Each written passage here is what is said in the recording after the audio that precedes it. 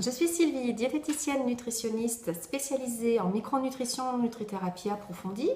J'exerce en cabinet libéral sur Aix-en-Provence, mais également par Internet pour les consultations à domicile.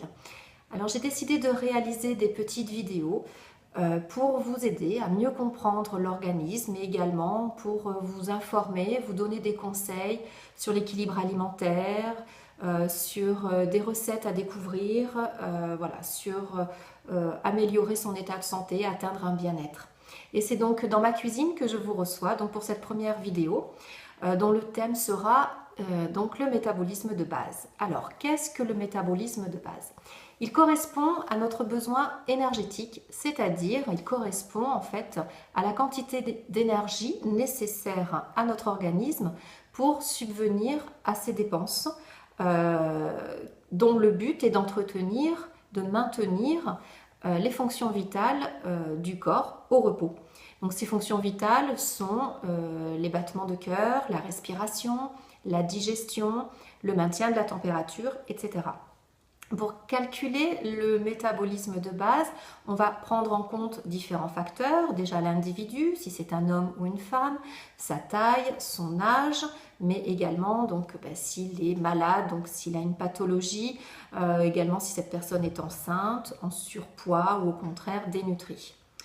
Un autre facteur très important sur lequel on peut jouer et qui va déterminer aussi le métabolisme de base sera le niveau d'activité physique et sportive. Alors, il faut savoir que le métabolisme évolue tout au long de la vie. Donc, au début de la naissance jusqu'à l'adolescence, il ne fait que augmenter, ceci grâce aux hormones de croissance.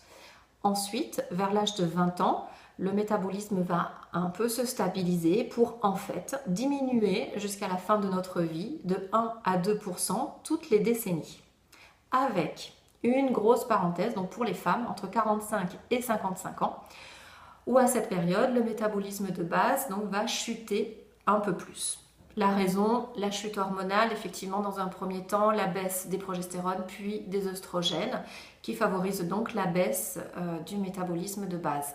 Et c'est effectivement à ce moment-là donc ces femmes prennent du poids, tout simplement, parce que le métabolisme de base a baissé, alors que, on va le voir par la suite, les apports alimentaires ont été toujours les mêmes. Donc il est tout à fait facile, j'ai envie de dire, d'agir à ce moment-là, cette période, pour ne pas prendre de poids. Tout ceci est donc pour vous montrer comment l'organisme évolue tout au long de notre vie, mais surtout pour vous montrer comment l'alimentation est l'élément primordial pour atteindre un équilibre, puisque en effet, c'est l'alimentation qui apporte l'énergie nécessaire à notre organisme pour subvenir à ses dépenses énergétiques. Alors, ce qu'il faut savoir, c'est quand on atteint un seuil, donc notre métabolisme de base, l'idéal est évident que nos apports alimentaires correspondent à ce métabolisme. Si les apports alimentaires sont supérieurs, la conséquence, prise de poids, avec comme facteur de risque, donc le plus important, le surpoids et bien sûr l'obésité.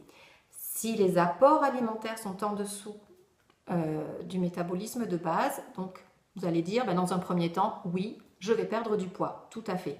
Sauf que notre corps a une très belle capacité, une très grande force, qui est celle de s'adapter. Donc, le métabolisme va s'adapter aux apports alimentaires et donc diminuer. On a provoqué une diminution de notre métabolisme de base, alors qu'on sait déjà que le métabolisme ne fait que diminuer tout au long de notre vie.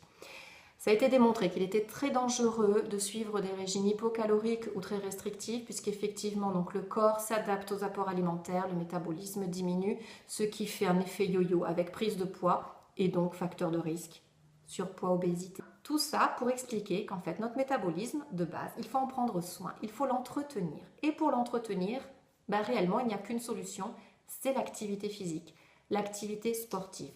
Prenons un exemple, vous marchez 30 minutes par jour, tout simplement, eh bien vous allez avoir une dépense énergétique supplémentaire de 100 calories. Donc, vous augmentez votre métabolisme de base de 100 calories. Donc, vous choisissez l'activité physique qui vous plaît, l'activité sportive. Au quotidien, il faut qu'il y ait de plus en plus de choses au quotidien, de bouger. Ça peut être du jardinage, ça peut être donc de la marche rapide, etc. Tout ça permet d'augmenter le métabolisme. Comme on sait que de toute façon, il ne fait que diminuer tout au long de sa vie, c'est très important de le maintenir, de l'entretenir. Voilà, donc j'espère que ces informations vous auront aidé à mieux comprendre comment l'organisme fonctionne.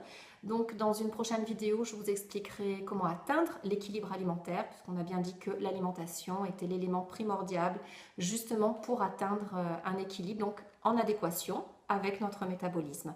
Voilà, donc je vous dis à très vite donc pour ma prochaine vidéo sur l'équilibre alimentaire. À bientôt, bye bye.